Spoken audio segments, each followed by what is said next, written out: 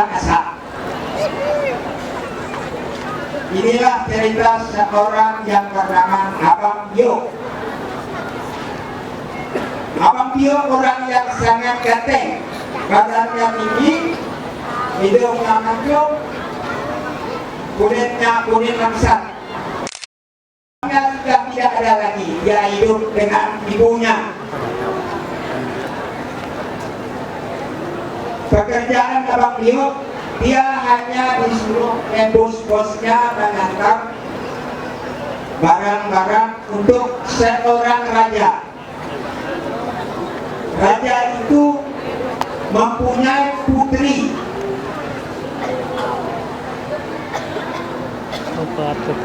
Abang Pio itu hidupnya, rumahnya di antara perbatasan tiga kerajaan.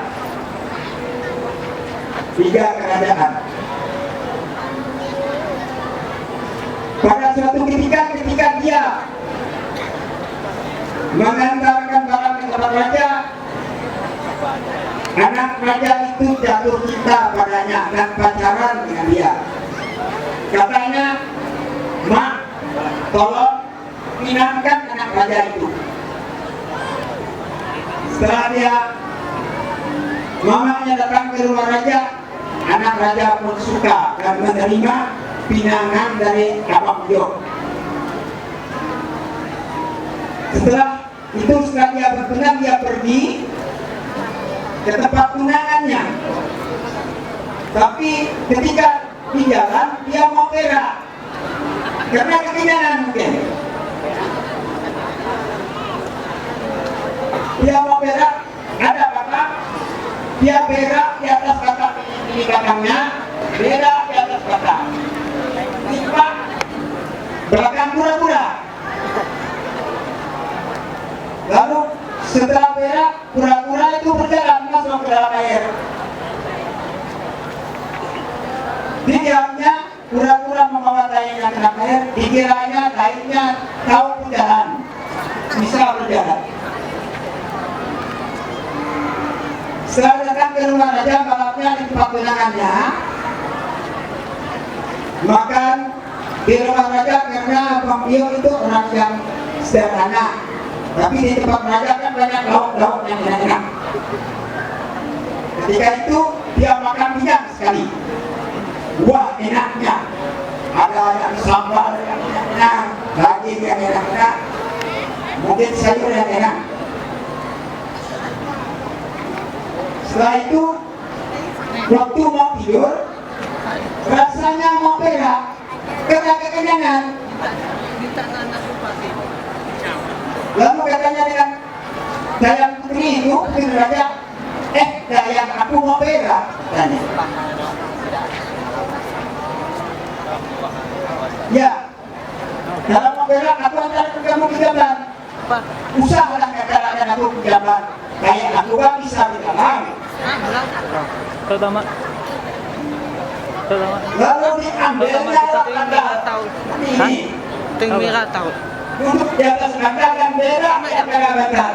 Ditanya apa? Ting merah tahu. Setelah berak di atas kandang, kata Dayang Putri, mengapa bau tai ini di dalam ranjang yang bagus? Bau tai.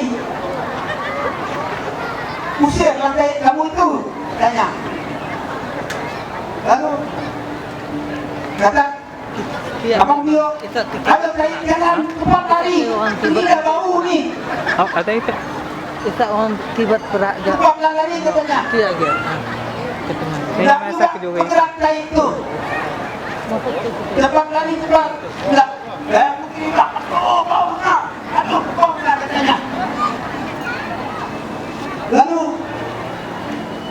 kata Abang Pio, cepat lari.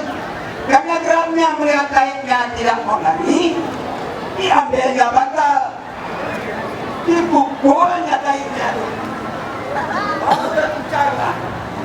Terpencarlah ke seluruh genap kata, aduh kata Dayang Putri, aku ini kena taik, habis rekap Dayang Putri kena taik.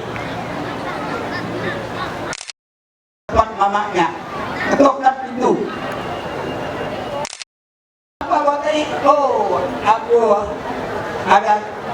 mendapat masalah di rumah raja.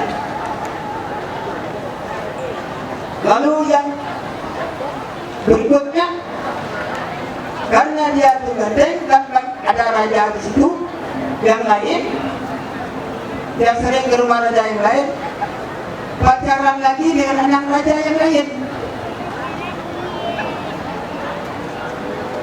Setelah bertunang lagi dengan anak raja yang lain itu, pergi lagi dia ke tempat tunangannya.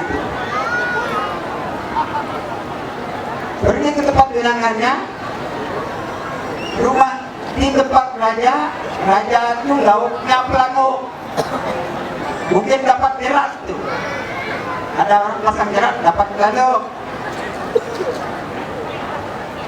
Kata ada yang putri, tunangannya yang kedua itu ya, karena dia berdiam di antara segitiga raja.